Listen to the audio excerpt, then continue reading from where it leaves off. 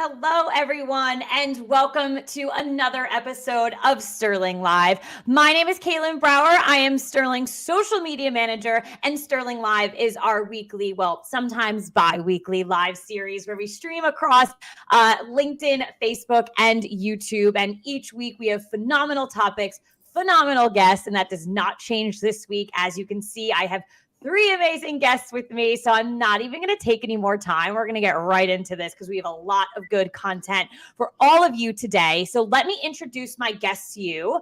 So from Sterling, we have Ashley Decloquement-Davis. She is the Regional Director of Gig and On-Demand Sales for the EMEA region at Sterling. We have Kimberly Hurd, Chief Revenue Officer at Collective Benefits. And we have Anne Peire, Group Director, International Sales at Fountain. So an amazing group of guests today. I'm so excited to talk to all three of you. And as you can see, our topic is on the bottom of the screen. Today, we are talking about how to attract and retain happy gig worker communities in the UK and beyond. So we already got some comments on LinkedIn and social coming through saying that everyone's really happy to see our smiling faces. So I said that right before the show too. I told all three of these ladies, just keep smiling throughout the episode. Everyone's going to love it. So people are already tuning in. So thank you all for tuning in. And thank you, the three of you, for joining us. So I'd love to have all three of you introduce yourselves to our audience. So Ashley, I see you up top with me. Can you go ahead and introduce yourself to our audience? Yeah, so good afternoon and good morning to some people. My name's Ashley. I've been working for Sterling for just over 8 years now. Initially, I started in a more traditional background screening position, helping banks and solicitors get their background checks done. And 4 years ago, moved over to the gig, should we call it platform economy, helping the flexible workers get their background screenings. And that's sort of my background. Awesome. Thank you. Anne, can you go ahead and introduce yourself to our audience? Sure. So first of all, hi everyone, and thank you for having me. That's very exciting to be here today and talk with those beautiful ladies about this very interesting topic. So indeed, I'm Anne, and I joined Fountain a year and a half ago. I'm heading the international sales team.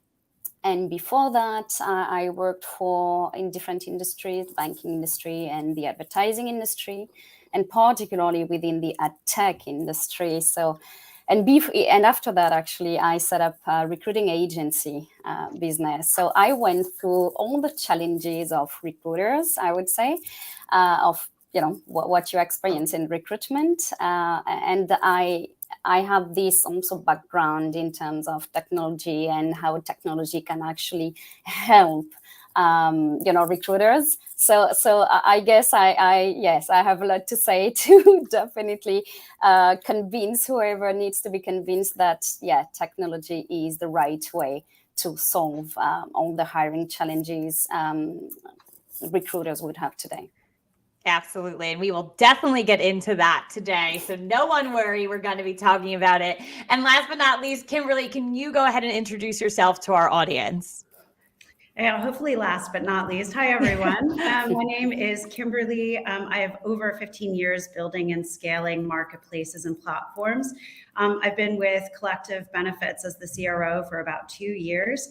And we've created not only the first, but the leading insurance and benefits marketplace for platforms that are looking to look after their workers. Sorry, I had to take a quick sip of water there, but no, that's great. And again, thank you all three of you for joining me today on Sterling Live. As I had mentioned before, you can see our topic at the bottom of the screen. I do want to remind our audience, I see a ton of people already tuning in live across all three of our platforms. Thank you.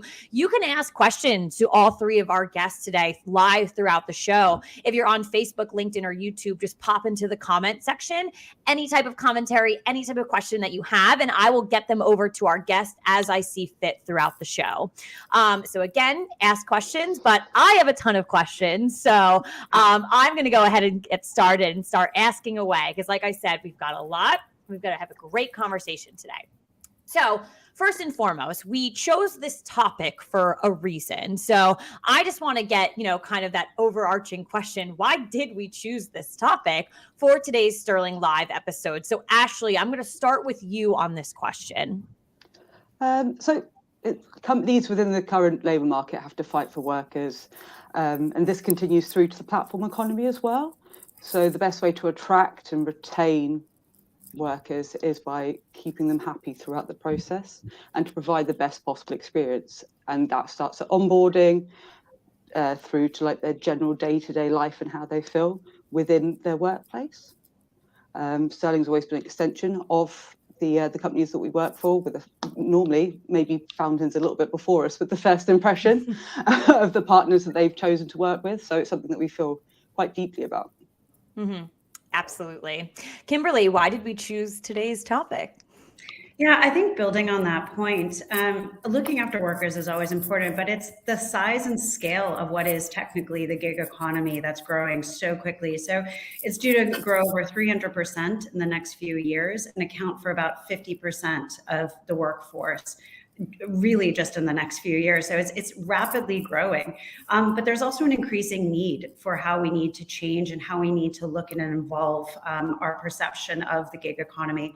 So from the workers' perspective, and we've actually just released a white paper, which I'm happy to share with anyone after, but the actual needs of the flexible workers are completely changing. So it starts with, one, they love their flexibility and how can we protect and retain that?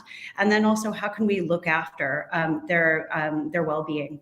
Our white paper has shown that about 46% have actually suffered an accident in the last 12 months, and 36% feel that they're unable to take time off because they need the money. So we're actively working to address not only the needs of workers, where 96% of them have no form of income protection, but also looking at the platforms that are looking to create that better experience that Ashley just mentioned. Right. And I think the collective team is watching right now. So if you guys want to pop that white paper in the comment section on LinkedIn, feel free. And I'll get it on Facebook and YouTube later. But we definitely want to show our audience that white paper and a lot of good stuff coming out of it for sure. So Anne, what are your thoughts on today's topic? Why did we select this? Sure. So listen, the rise of gig economy has been stratospheric.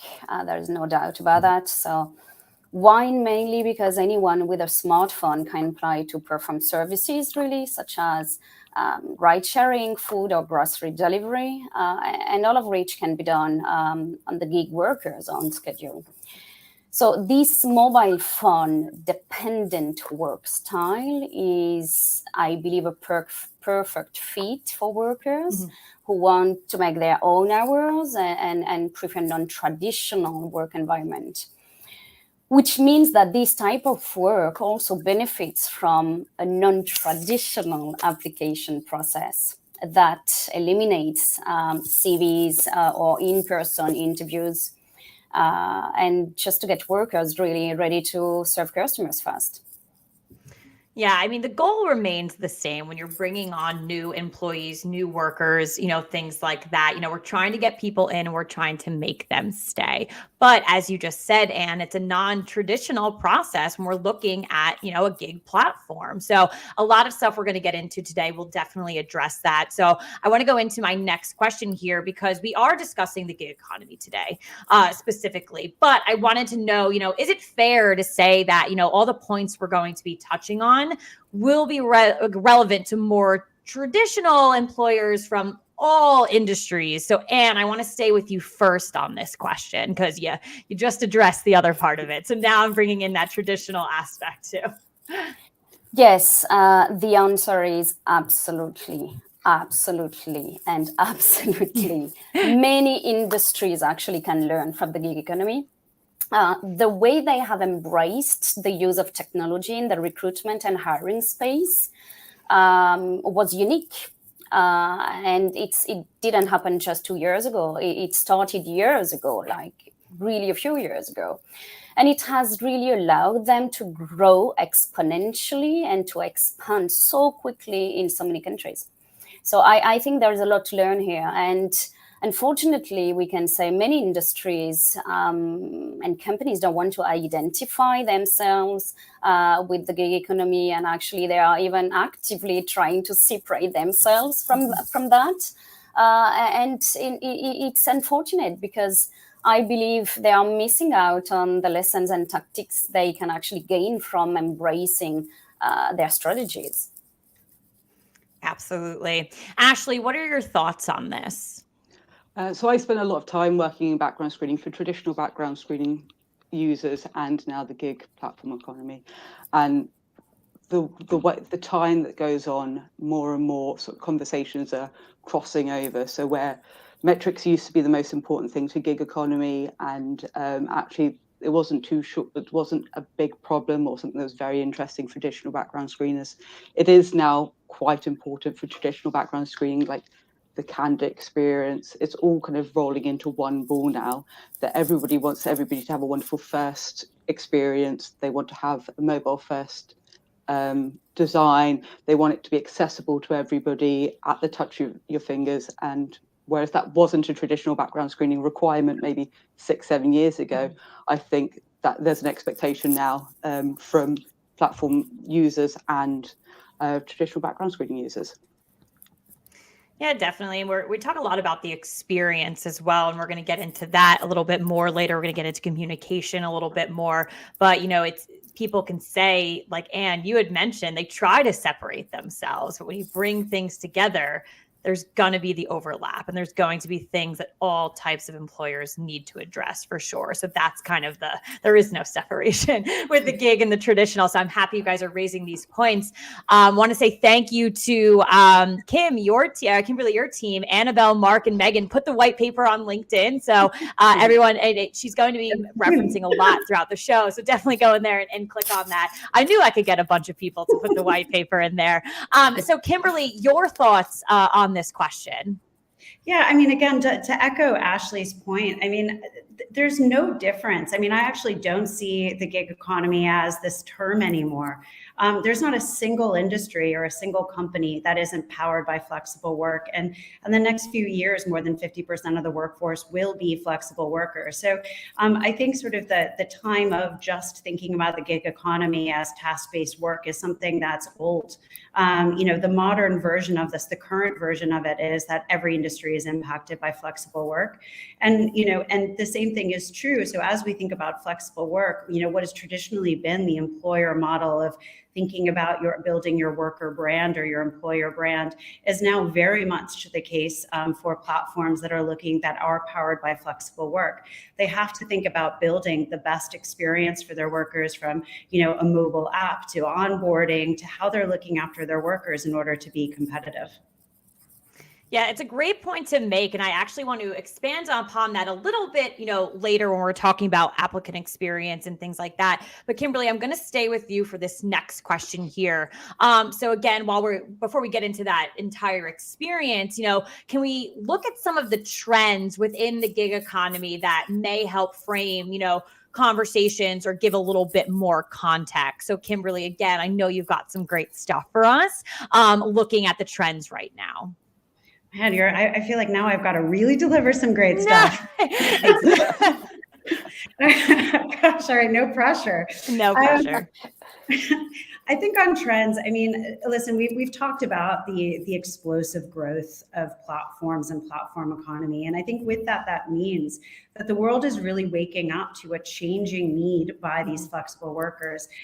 They not only want flexibility first and foremost, but unfortunately that does come at a bit of a cost. And, when we've again sort of released the research, which I guess the team has already thrown into the comments, but 95% of flexible workers want insurance, 80% want accident pay, 83% want sick pay, and 60% actually want to be a part of a community. It's lonely work. They want to be and feel a part of something. not only does that highlight in our recent white paper, but we see that across the industry with the EC proposals and with so many platforms now providing and waking up to the fact that to be a sustainable business is not only doing the right thing, but also seeing the results from that in the business case. So I can share, just in general terms, I mean, some of our partners have seen about a 17x ROI just in attraction and retention alone. We've also seen, again, we're going to talk a lot about sort of one of the largest challenges platforms have had is on this attraction and retention. And we've seen about 133% increase just with one partner alone, just by providing benefits and pulling on that attraction side workers onto the platform. So we see that it works, and we know that it's what workers want. Yeah, absolutely. I think you hit on so many good points and some very relevant points. We've spoken about gig a couple of times on Sterling Live so far. And a lot of what we're seeing is what you had just mentioned. It's not always monetary sometimes for these, these workers. You had mentioned they want to be a part of a community. It goes beyond what you're getting paid, what your hours are, things like that. It's that wanting to be, again, a part of a community, wanting to be accepted, but also being heard. And that's where a lot of, the benefits come into play, like actually being treated like a full-time employee. Very interesting. And then the sustainability aspect as well. A lot of these platforms, how can you sustain in the future and keep going successfully? It's about what we're talking about today and looking at your worker base and how you are going to keep them happy right when you get them and into the future. So very good points there. Ashley, what are some of the trends that you're seeing, especially from a Sterling aspect, maybe when talking to clients, things like that around gig and everything, else going on right now? It's really two very separate points. One, they're setting up like hybrid talent pools. So people are allowed to be completely flexible, self-employed contractors, or they are offering to become employees, full-time employees, or on the books of that company, allowed to be flexible with their shift patterns and things like that. Being part of the community, and the companies that are doing that are really proud and really like shouting about how they are different to other gig platforms and how they're trying this out, which is quite exciting. And then the other kind of section to it, I guess, is a lot of companies like expanding their background screening process into mainland Europe and trying to ask us to help them navigate the compliance considerations or what's like culturally okay to do within those locations as well. So we're really happy to help people like think that through and make sure that they're making the right decisions through their own sort of trust and safety policies, along with not alienating the people that they're background screening or in the communities that they're working within. Well, those organizations should definitely be proud of these certain things, because a lot of what this has to do with too is loyalty when it comes to a gig platform. How can you keep certain people when there's so many different options out there, whether it's for food, whether it's for, transportation, gig has so many different areas that roll up into it. How can you keep the most people when you've got maybe 3 or 4 competitors? So very, very important to bring up that, they are expanding and they should definitely be proud of, what they're being able to offer, as they, continue to expand. This gig economy continues to expand into something new. And what are some of the trends that you're seeing that are framing these conversations and everything like that? So actually, I've had a chat probably 3 weeks ago with one of our customers here in London, but obviously operating in multiple countries. And really, what he highlighted was about recognition, the need from the worker for better recognition, and obviously better working conditions as well. So to him, that was really key to attract and retain particularly those workers. So he gave me a few examples. So he said we've implemented and we've basically most of our dark stores would have an indoor break rooms, to wait for the next delivery and use some basic facilities like toilets, or just have coffee or warm tea when it's raining outside or cold. So it's part of that. And then he was saying something very interesting, actually. They split their workers into 3 groups. And I'm going to give you the results they achieved when they sent actually to group, let's say a recognition kind of email where they said, okay, they listed basically the numbers of 5-star ratings they've had, then the total earning they made to date, and they gave them 200, you can say pound or dollars or euros, no questions asked. And it resulted in 19 times more deliveries from those riders. Wow. So it means a lot. And they were also giving $200 or pound again to Group B. They didn't have these results. So again, recognition. And I think this is what Kimberly was saying, being part of a group, feeling that we are not just a number, but look, they are actually looking at what we are doing and they are rewarding us as well. So we are a human being and treated like that. So that really that was a big takeaway, I would say, for me. Yeah, and I believe that that's where the gig economy as a whole is heading. I love those examples because you just hit on it. You know, these are people, they're working, they're doing a job that's not any different from any other job, to where a standard corporate job, there is recognition constantly. Yes. So I love that example. You know, I'm very happy to hear that's one of your customers doing the right thing and doing just what is going to make that organization more successful in the future, probably from a business standpoint, but then most importantly, the workers that are coming into your community, coming into your environment. So really awesome examples there for sure. And it ties into, you know, what I explained, what we were going to get into, you know, a little bit later in the conversation. It's all about the experience. We're looking to build positive experience, you know, with these workers. So it's a great tie in there. Ashley, I'm going to come to you first on this one. So bringing everything we've already spoken about on the episode, you know, what can businesses do at a practical level to create this positive experience? Well, I think Anne just touched on it. It's just treating everyone like a human being. And so I'm not too sure, not everybody is a person like this, but I like to know why I'm being asked to do something. I'm very much a why person. So explaining to the applicant what you're going to ask them to do, maintaining clear communications, managing their expectations, and really think about the experience that the applicant is going through. Where are they going to be doing this background check? Where are they going to be going through this onboarding funnel? All of these sorts of things, just to make sure that you're delivering them a really accessible, easy to use experience. Yeah. Kimberly, what can businesses do to get this positive experience up and running? I mean, who knew treating humans as humans is the core. Wow. No, but I mean, I think building off of both Anne and Ashley's points, I mean, 80% of workers don't stay on a platform for more than a year, and 44% of workers pick their next opportunity based on peer feedback. So how we treat and how we think about a worker experience not only retains workers, but it also means that you can better attract through peers because they're more likely to recommend a platform. So how we do that is, I think, starting with, first principles, asking what they want.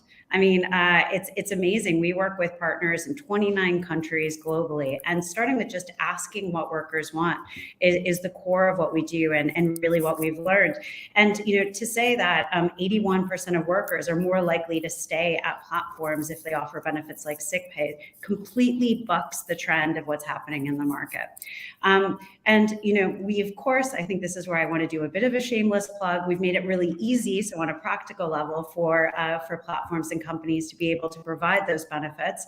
But really by giving, by listening, by showing that you've heard, and also providing for these workers. You'd be surprised some of what I jokingly call love notes and feedback we get, because they're just so surprised someone has listened to what they've asked for and delivered that. And that results in about 96% of the workers on our own platform in our community highly recommending their own platforms, but also saying they value their benefits. So it really starts by listening and engineering an experience directly around what it is they want and need.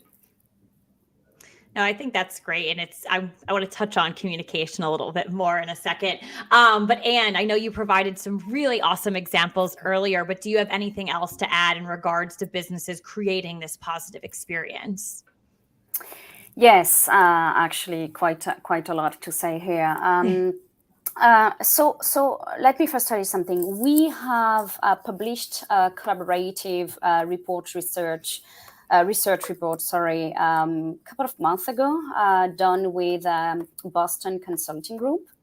And it was all about, surviving the Great Resignation, something we heard a lot, particularly in the US. And the key points here and the takeaways are very interesting.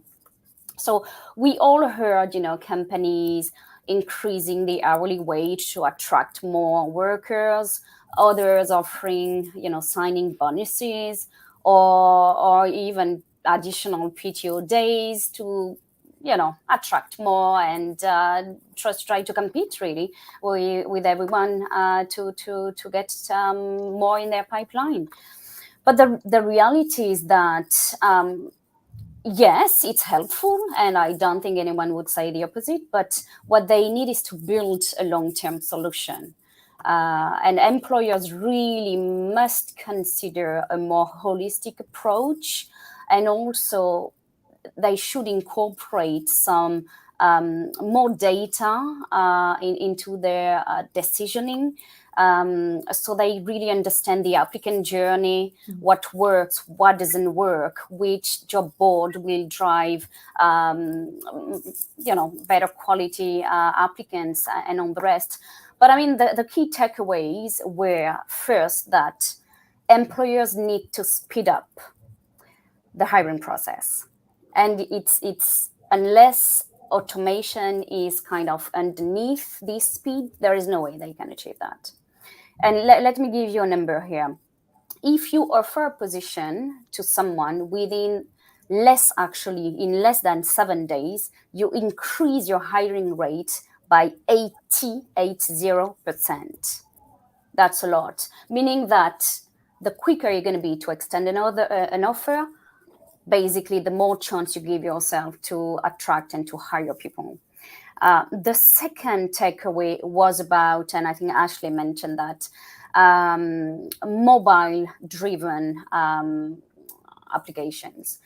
84% of the respondents said that they used a smartphone to apply for the positions.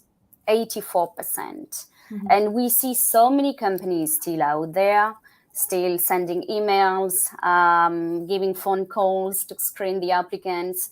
This is not how they're going to reach out and source and attract good candidates. It's probably the other way around, really. So that was very interesting. Yeah, very interesting. I love the data-driven insights, honestly, from everyone on this episode, because it's good because it does show what is going on, that real-time aspect of it. So a lot of good insights there. So on this episode so far, we've talked about recognition. We've talked about, surveying individuals, finding out what they want, just having a more open set of communication. So I want to dive into communication just a little bit more than we have already. So Kimberly, I know you had brought up, the surveying and finding out what individuals want before, but are there any other examples or anything else that you can advance on when it comes to communication? Gosh, how long do we have?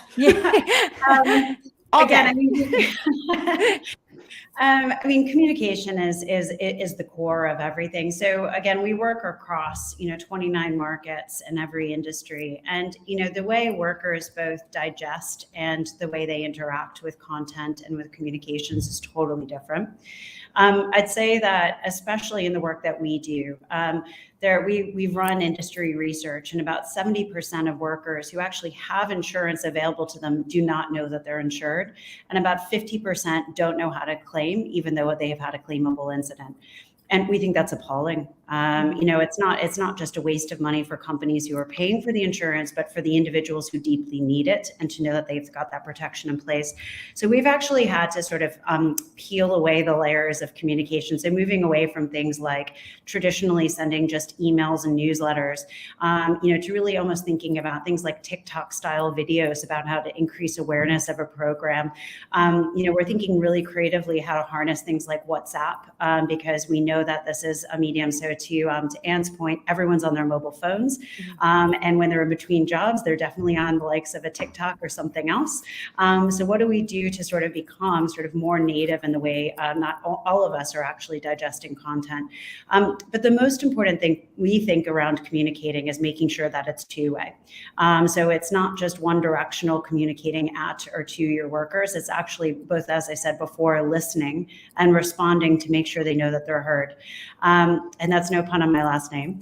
But there is really sort of really focusing on what it is that they're telling you, both through feedback and also through inbound. So we have, for all of the support questions we get as a team, we both respond to them fairly instantly, but we also report back on insights to that to our partners so that they can continue to learn as well.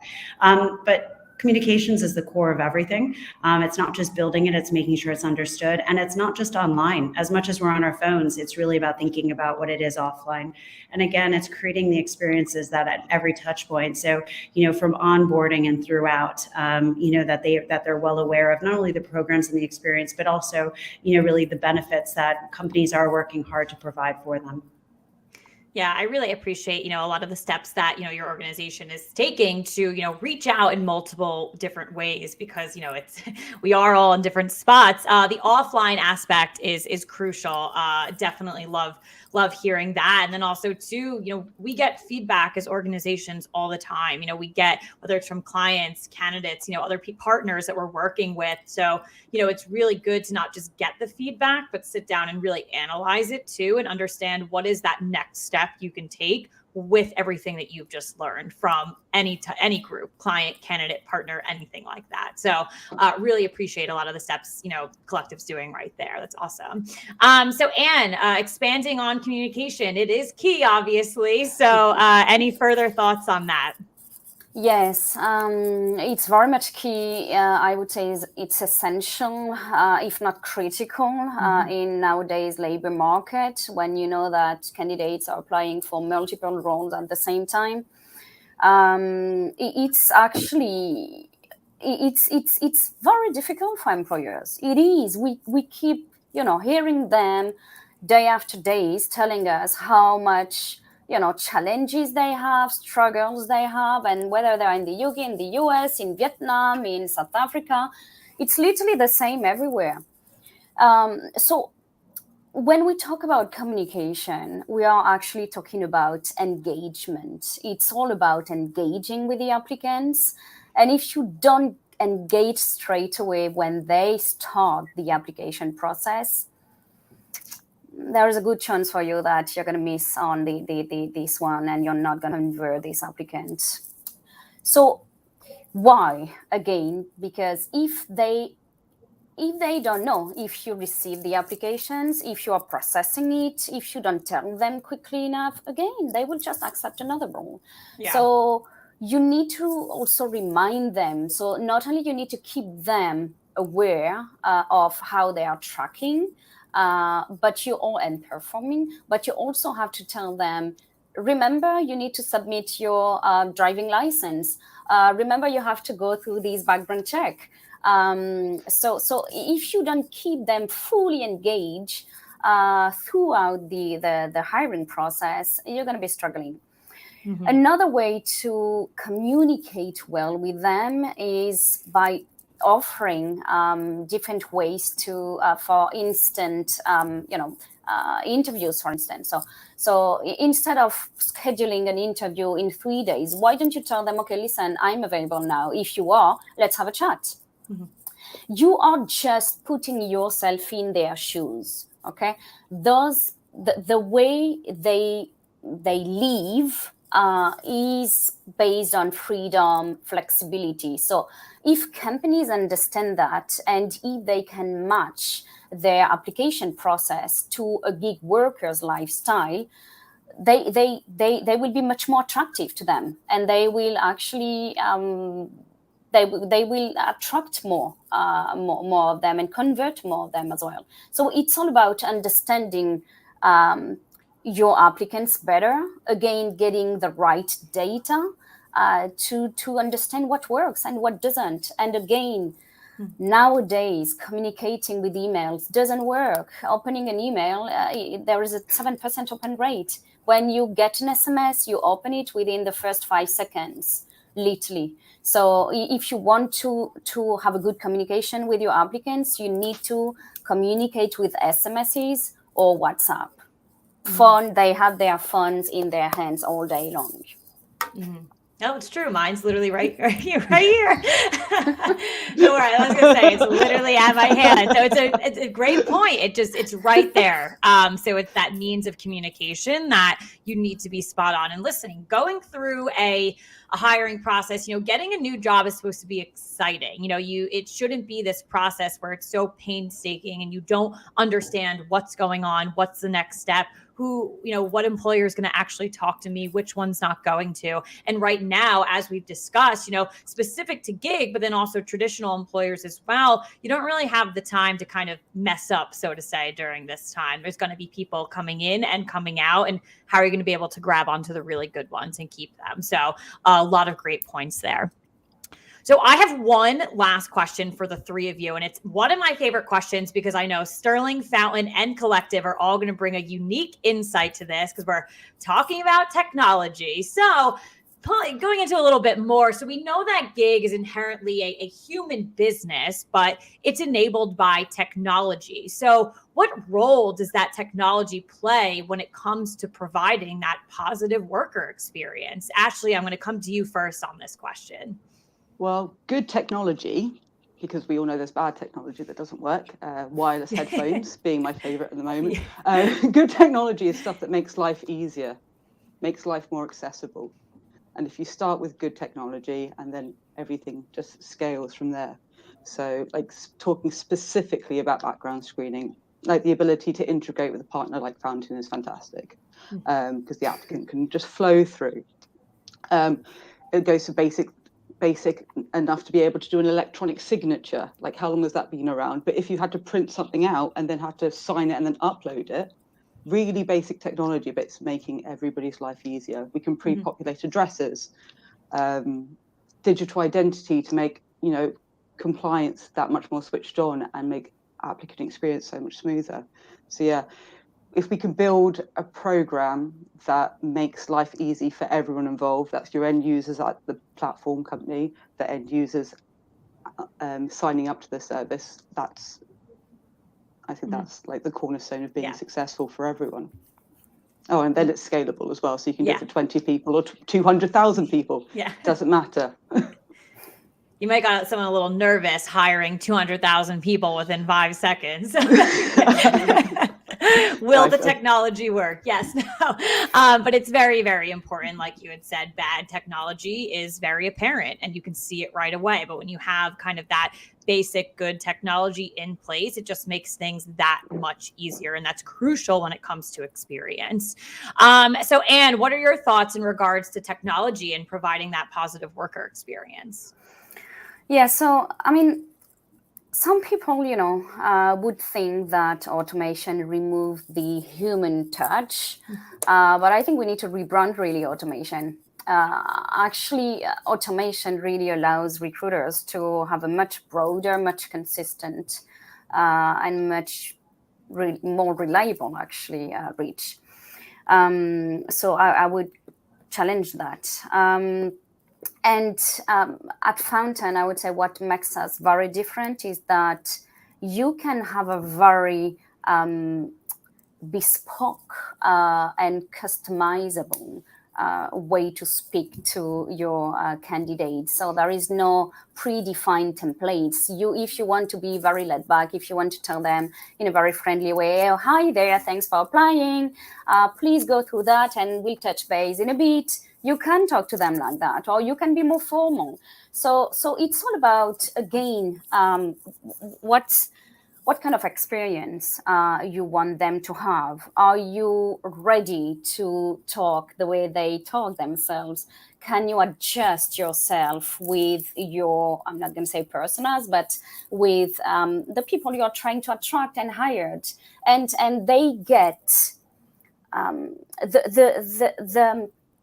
when you apply for a position, in the first few really minutes, you have an idea of the kind of company you're applying for. So if you don't deliver this modern touch, you're going to be struggling to hire people who are 18, 20 nowadays. So you have to really adjust the way you interact with them, I would say, as a whole, to provide this very positive experience.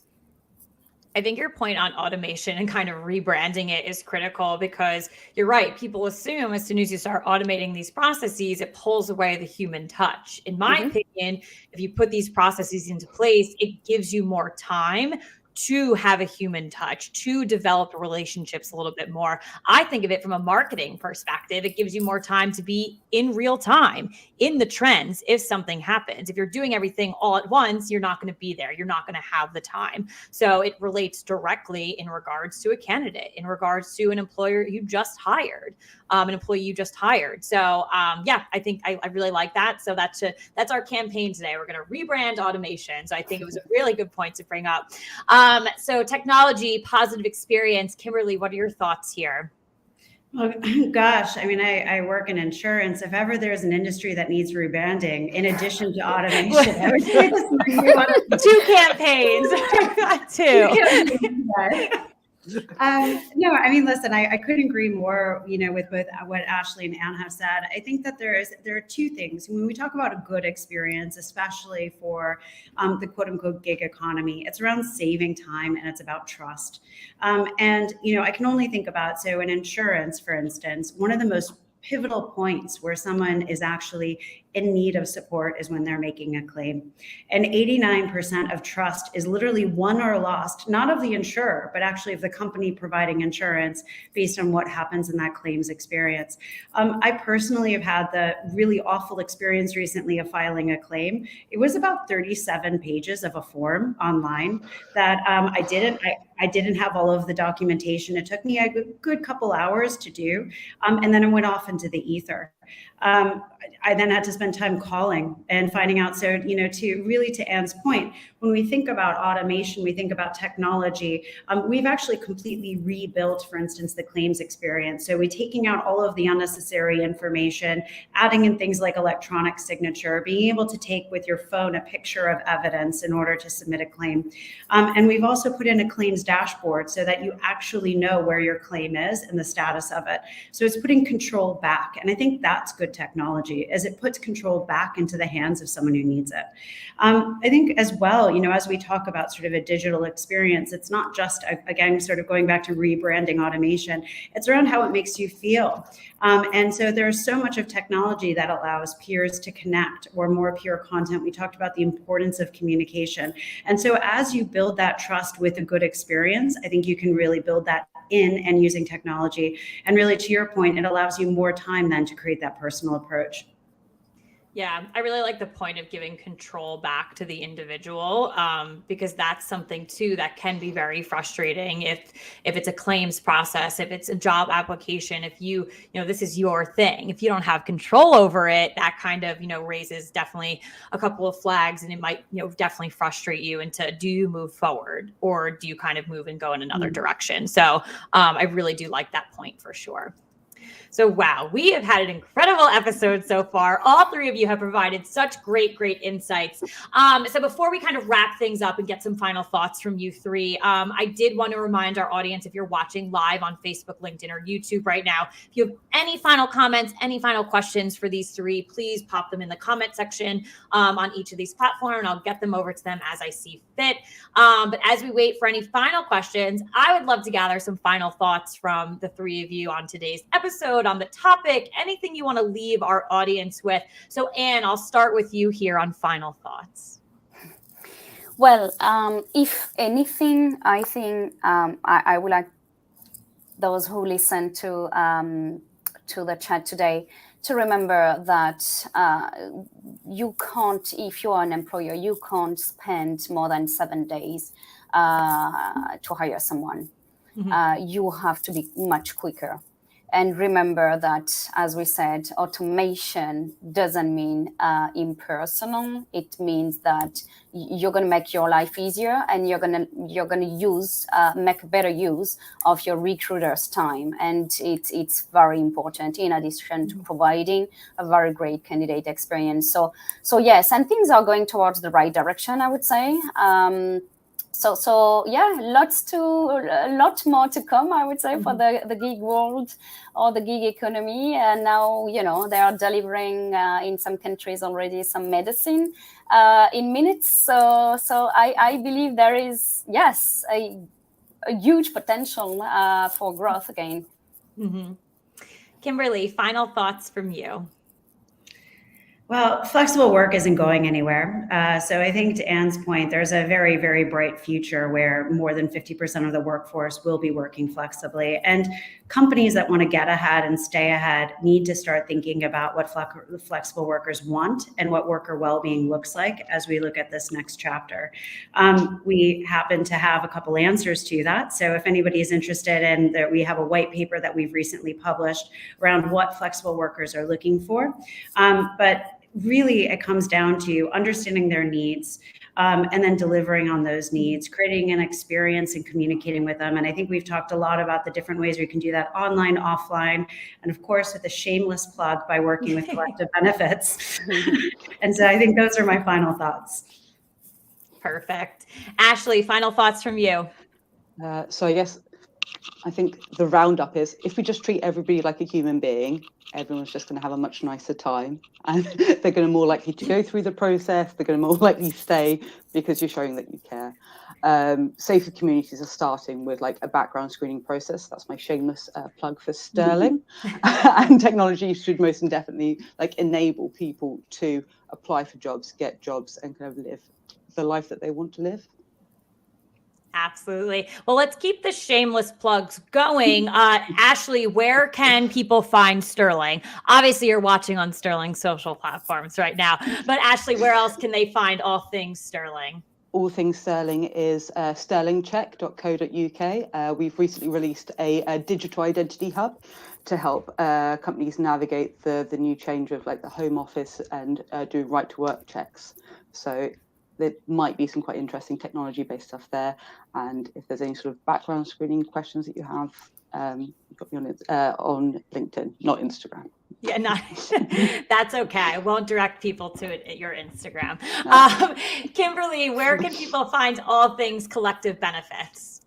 So one thing, as I've mentioned a few times, we've had this recent white paper. It's on the wants and needs of the UK platform economy. You can download it at collectivebenefits.com. If you've got any questions about how you can start looking after your workers, it's just Kim, Kim, at collectivebenefits.com.